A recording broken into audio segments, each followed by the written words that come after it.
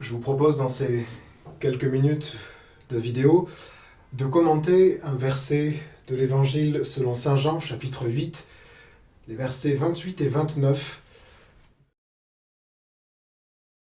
Et pour ce faire, on va s'aider de cette calligraphie qui va nous permettre par l'image d'essayer d'entrer un petit peu plus dans le sens du texte, une manière un petit peu plus originale, de méditer la parole de Dieu en voyant la forme des lettres, puis leur couleur et leur agencement, en essayant de rentrer toujours un petit peu plus dans l'intelligence du texte et de ce que l'Esprit Saint veut nous enseigner par les Saintes Écritures.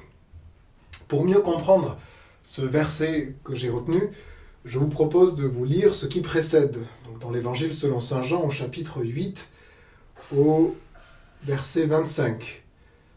Les pharisiens lui disaient donc « Qui es-tu » Jésus leur dit « Dès le commencement, ce que je vous dis. J'ai sur vous beaucoup à dire et à juger, mais celui qui m'a envoyé est véridique, et je dis au monde ce que j'ai entendu de lui. » Ils ne comprirent pas qu'il leur parlait du Père. Jésus leur dit donc « Quand vous aurez élevé le Fils de l'homme, alors vous saurez que je suis, et que je ne fais rien de moi-même, mais je dis ce que le Père m'a enseigné, et celui qui m'a envoyé est avec moi.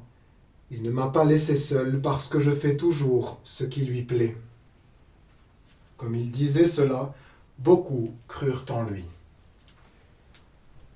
Nous sommes en réalité en pleine controverse entre Jésus et les pharisiens concernant son identité. Qui est-il vraiment ? Dans l'Évangile selon Saint Jean, c'est la question souvent « D'où viens-tu » La question que lui posera Pilate au moment de son procès. Et Jésus tente de répondre à plusieurs reprises à ses détracteurs. Et dans ce chapitre 8 et 9, il donne une réponse très claire à ceux qui lui posent la question, et on va le voir par deux mots. Une expression figée qui ressort assez de cette calligraphie, vous le verrez bien au milieu. Ce qui frappe d'abord dans la forme choisie, et ce qui doit tout de suite retenir votre attention et capter votre œil, c'est que c'est une forme de croix. Le texte est écrit en forme de croix.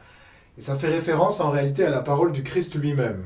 Vous pouvez lire, Jésus leur dit « Quand vous aurez élevé le Fils de l'homme, alors vous saurez que je suis, et que je ne fais rien de moi-même, mais je dis ce que le Père m'a enseigné. » Quand je vous dis que ça fait référence à la parole du Christ, je me concentre sur cette expression-là.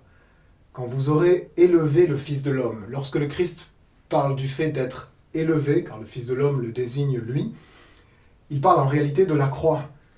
La croix est ce qui va élever le Christ entre la terre et le ciel, le mettre entre les deux, en faire somme toute un lien entre la terre et le ciel. Lorsque vous aurez élevé le Fils de l'homme, alors vous saurez que je suis. Jésus, à ce moment-là, met en parallèle deux éléments différents dans un seul et même verset, deux réalités.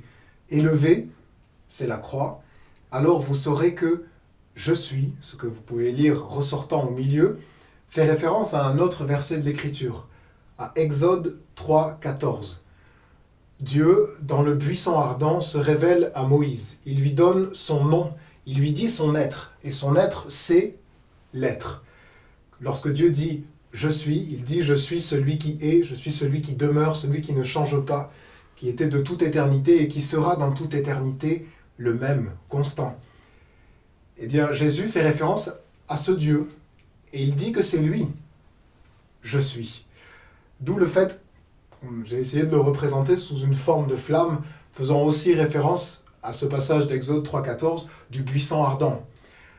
En réalité, j'ai essayé de mettre de manière visible ces deux réalités que Jésus conjugue dans ce seul et unique verset, la croix et le buisson ardent. En disant cela, Christ révèle à ses disciples et aux pharisiens avec qui il a une controverse qu'il est Dieu, qu'il est ce je suis qui a parlé dans le buisson ardent, et que ses disciples ne pourront le voir, et le verront complètement en réalité, plutôt, que au moment où il sera crucifié, parce que c'est le moment où il va manifester à tous les hommes l'amour du Père pour chacun d'eux. Car Dieu a tellement aimé les hommes qu'il a donné son Fils unique. Et ce Fils unique est « Je suis », au même titre que le Père. Et bien que ces quelques minutes puissent vous permettre d'entrer toujours plus avant dans l'Écriture, vous permettre de voir dans les lettres l'Esprit qui se révèle.